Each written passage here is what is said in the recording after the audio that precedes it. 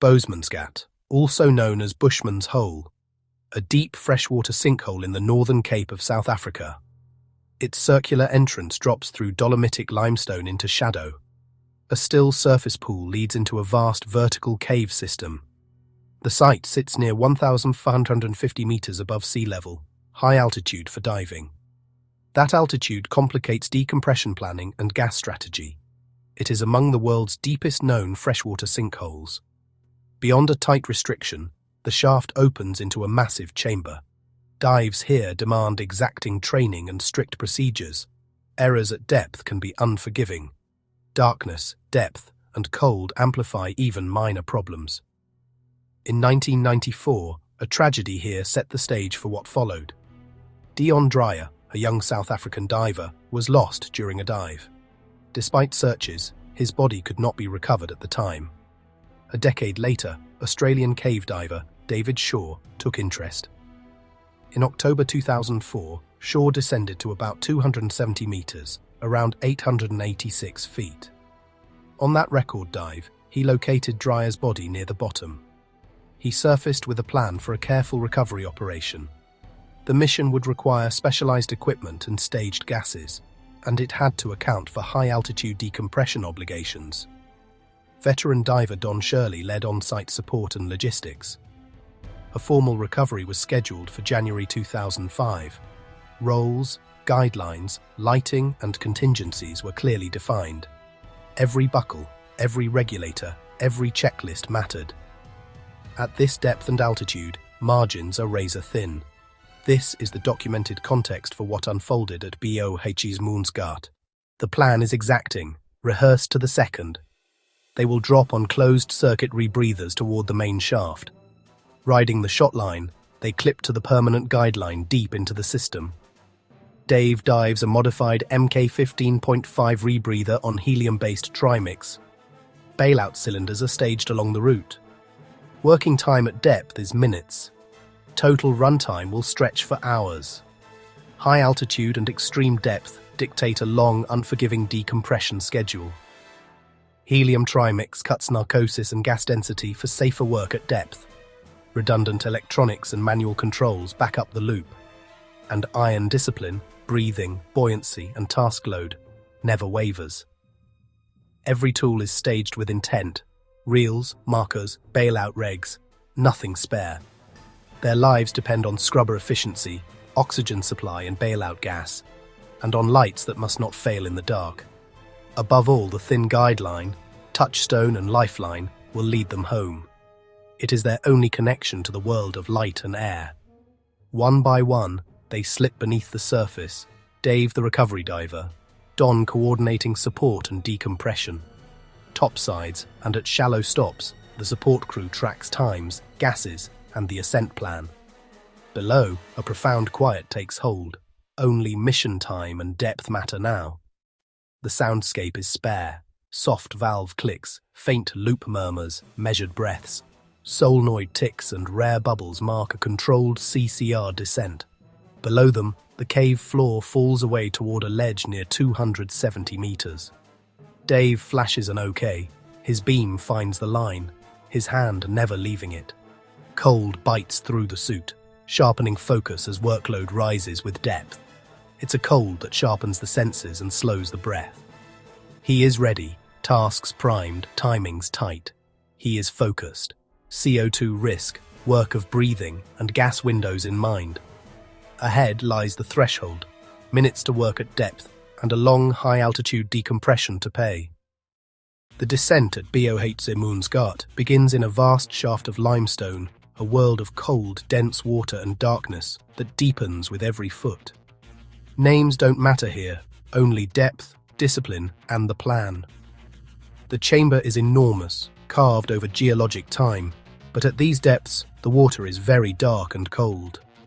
Visibility can be crystal one moment and arm's length the next, filtered by the rock, yet betrayed by the finest silt. Light travels only as tight, white cones. Beyond them, black water swallows everything. Every decision is measured against time, depth, and gas. Limestone walls drop away in pale contours, mineral scars and ledges marking the ancient flow. No theatrics, just geology and gravity, falling into a silty floor that waits for the careless. David and his team keep movements small and slow, fins still unless necessary, hands close to the line, keeping the water calm. Every kick is a controlled frog kick, every trim correction deliberate to avoid waking the silt. In this place, restraint is safety. Method over momentum, calm over curiosity. Their route is pre-briefed. Movements are slow, clip to the plan, hold the guideline, monitor the shot line, maintain spacing, avoid contact with the floor and walls. This is muscle memory, years of practice distilled into quiet efficiency. Neutral and in trim, they hover in the water column. Beams sweep in coordinated arcs, each diver tracking the other's lights and positions without a word. The communication is light, touch and timing, planned, practiced and precise. There is no improvisation. All actions on the line are pre-agreed. How to pass, how to signal, how to stop. The rule is simple. Follow the plan, protect the line. Ahead, the permanent guideline drops toward the lower chambers. Beside it, the shot line, a lifeline to the surface. Between them is certainty, away from them is nothing. The profile steepens and space tightens.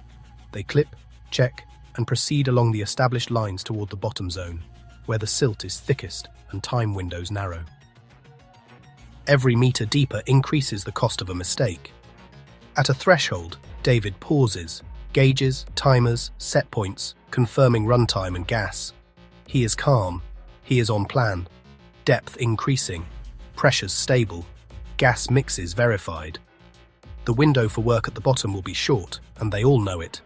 The goal remains unchanged. Execute, conserve, return on the line. The team closes to a safe, brief regroup. Touch signals confirm status on the guideline. Okay, proceed. This is a go, no-go. Agreed in advance, executed in seconds. Then they move, one after another, exactly as rehearsed. Committing deeper makes turning back slow and complex. Depth, decompression and geometry conspire. Only the plan and the lines make retreat possible. Total discipline is the price of progress. They are a chain, each diver watching gas, time, and the line, each one responsible for the other. Ahead is a tight restriction, no names, just rock and water, demanding slow, careful passage. Here, speed creates problems. Small motions, steady breathing, and clear protocols keep the water still and the team together. The space fits a single diver with side-mounted cylinders and a rebreather. Tanks tucked, elbows in, body streamlined to slip through without touching silt or stone. Contact stays on the guideline, index finger riding the cord, the other hand ready for signals. Buoyancy is measured in millimeters. Heart rate low, movements economical. The goal is to leave the water exactly as you found it. Anything else risks the floor, and the floor is silt. One careless kick, one surge of air, and the cave's hidden guardian wakes. Silt turns visibility to 0 in seconds. Silt is the quiet danger here.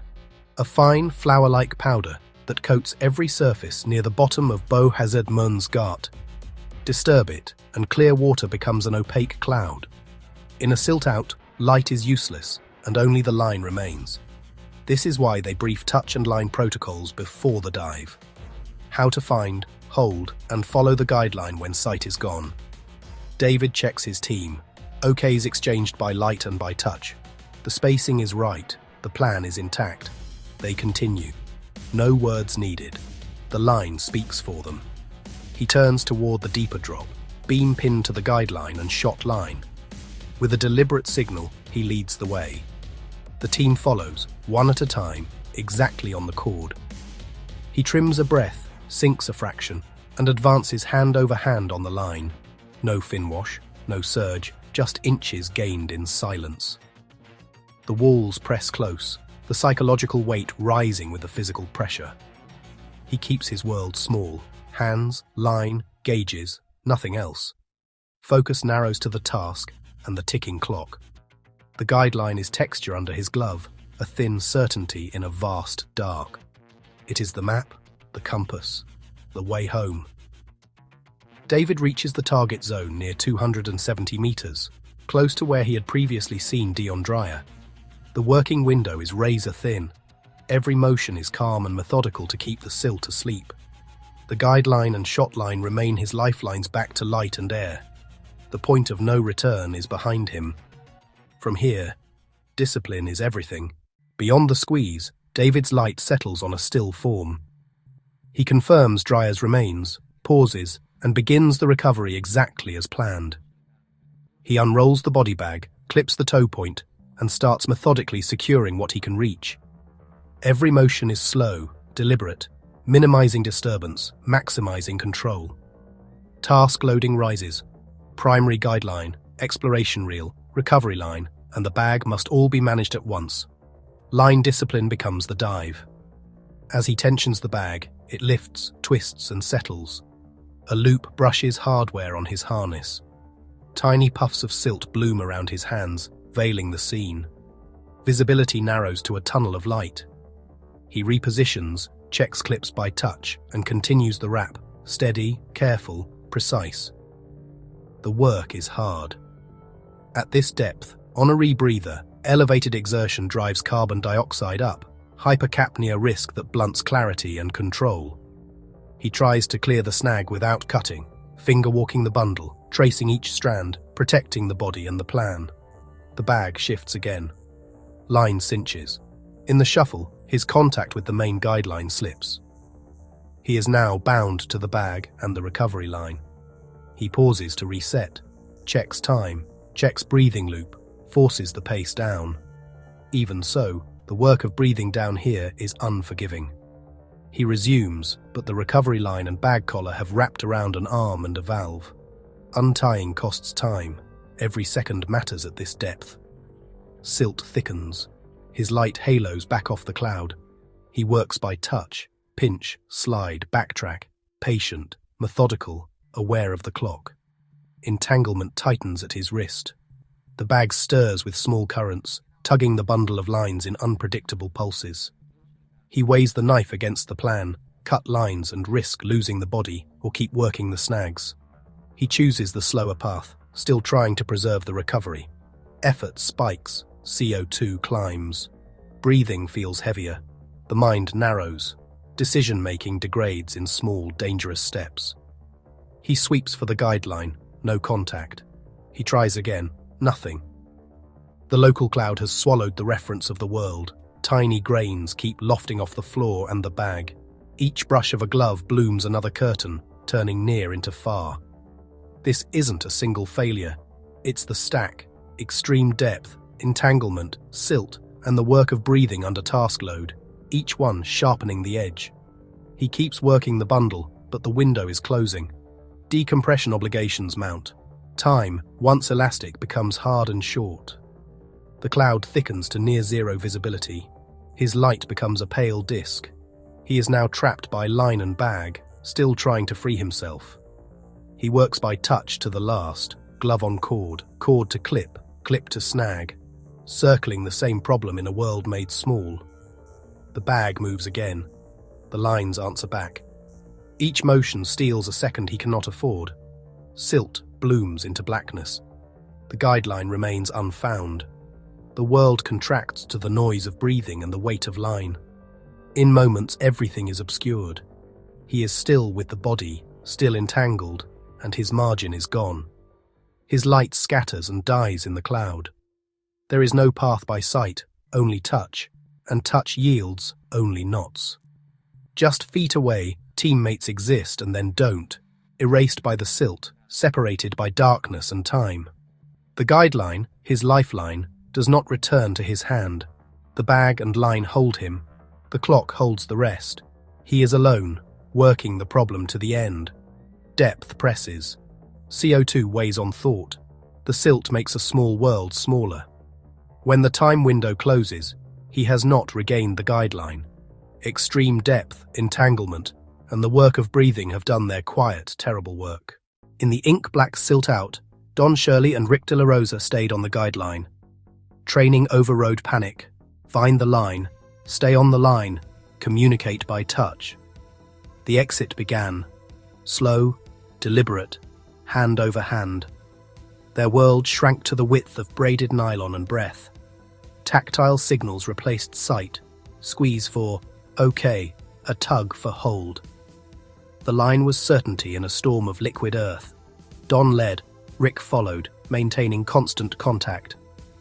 Then the cost began to show, severe vestibular symptoms and mounting distress, the legacy of depth and earlier gas loss. They held formation and kept moving for the exits and the decompression clock. Every few feet they paused, listening, feeling, for a third hand on the line. None came, only the cold hum of bubbles and the silent pull of the cave behind them. The silt thinned to brown, then green haze. Decompression obligations grew heavy. Don's symptoms worsened, but discipline held. The mission shifted from exploration to survival. They cleared the restriction into clear water, the ballroom, where visibility returned with a shock. No third light followed. The call was clear. No immediate re-entry. It would risk 3 lives, not save 1. They searched the edge of the gloom, nothing. With gas and physiology dictating their limits, they began the staged ascent, methodical and silent. Gauges told the story, lost gas, tight margins. Don was compromised. The third's rule was now a lifeline. The only safe choice was out. Dive computers flashed hard limits. Decompression stops were mandatory, and any return into the silted restriction would be a death sentence. The team stood down and prepared for a long, disciplined exit. The water column became a waiting room. Minutes stretched at each stop, while Don reported symptoms by touch and slate. Rick monitored and signaled topside for medical readiness. At the surface, the transition was surreal. Don was transferred for treatment and later survived, though he suffered a severe vestibular and decompression injury. There would be no hasty return. The next steps would be careful, coordinated, and professional. Word spread quickly. The cave diving community mobilized, friends and peers arriving with skills, logistics, and quiet resolve.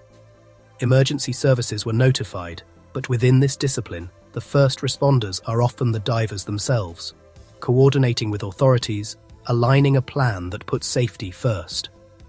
A command post took shape before sunrise. Roles were assigned, contingencies mapped, timings calculated. The mission shifted to recovery, with dignity and precision. Don and Rick, exhausted, debriefed every detail: flow, visibility, last knowns. The plan that emerged was cautious, methodical, and built to avoid creating new casualties. On a subsequent operation, the recovery team descended through familiar waypoints into a recently scarred memory. The ballroom, silent and waiting. Past the restriction and into haze, a splash of color appeared. The bright yellow of David's exploration line, snagged on an outcrop. Following the filament through the murk, a searching hand found mass. David Shaw. Nearby rested Dion Dreyer. The team worked with care, documenting, stabilizing, and preparing a dignified return. Both men were recovered with solemn precision. David's video camera was retrieved as well, the record that would later confirm an entanglement and an overwhelming task load cascade in zero visibility. The ascent was slow and deliberate, every movement measured, every stop observed. Professionalism did not waver. Respect guided the work.